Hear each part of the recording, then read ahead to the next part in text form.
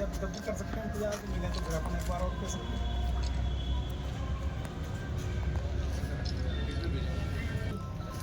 शहर सवाई माधोपुर में जो पशु है वो उनकी आवारगी का इंतहा हो चुकी है।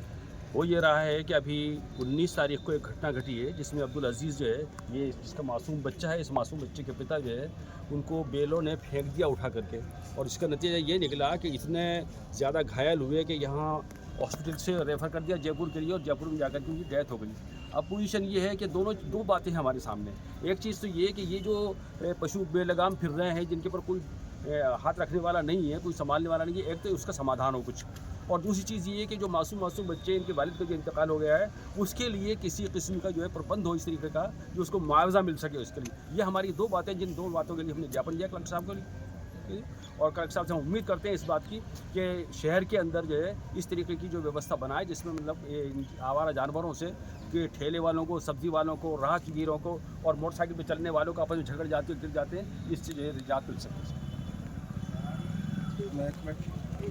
के ज्ञापन देने के लिए व्यापार मंडल, भूप्रेमी परिवार और सवाई माधोपुर के शहर काजी साहब के नेतृत्व के अंदर काफ़ी लोग यहाँ पे उपस्थित हुए हैं, क्योंकि सीमा में लोगों को लाना था। काफ़ी लोग इकट्ठे थे, हमने उनको बाहर रोक दिया है, और जितने लोग उन्होंने हमें कहा तो हम इनके सानिध्य में आके उनसे मिले हैं। तो मैडम वीसी में है। कितनी देर हो गई आपको यहाँ पर खड़े हुए बाहर? यहाँ करीब हम 2 बजे से आ गए थे, 2:15 बजे करीब।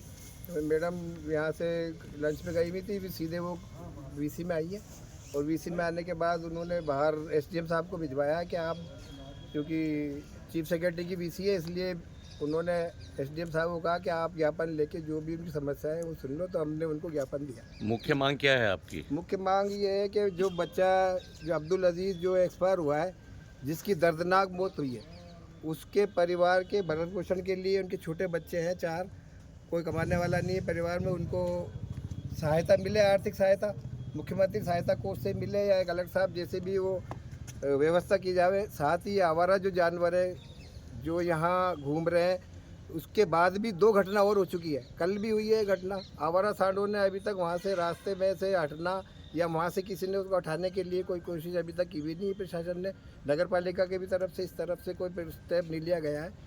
हम निवेदन यही करने आए थे कलेक्टर साहब को कि आप जो आवारा सांड घूम रहे हैं उन पे भी अंकुश लगाया जाए, क्योंकि व्यापार मंडल भी साथ है।